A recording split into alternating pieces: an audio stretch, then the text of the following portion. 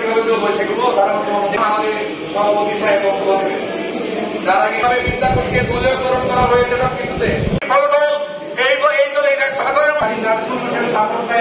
নির্দেশের পক্ষ থেকে অভিনন্দন। সম্মানিত সচিব, আমরা যা যা জায়গায়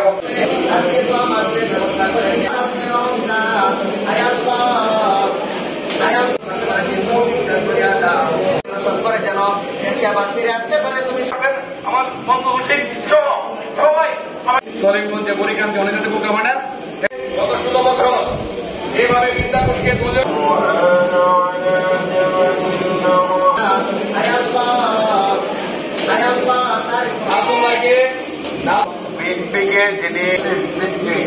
কর্তৃক আয়োজিত আজকে সবার মনি তারুণ্যের অহংকার নিগম জিন্দাবাদ শহীদ জিয়া। দেশনেত্রী খালেদা জিয়া 3 বারের প্রধানমন্ত্রী ছিলেন।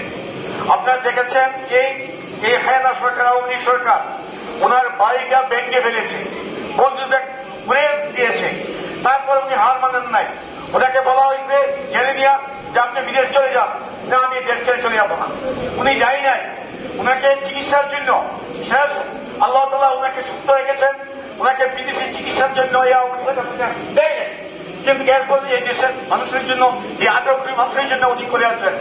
এই জন্য বাংলাদেশে এই প্রধানমন্ত্রী জন্মদিনটা শুভ হবে।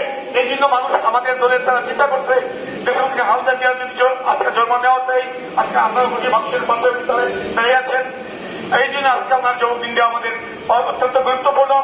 ওনার জন্য আমরা দোয়া করি এবং ওনার দীর্ঘায়ু কামনা করি।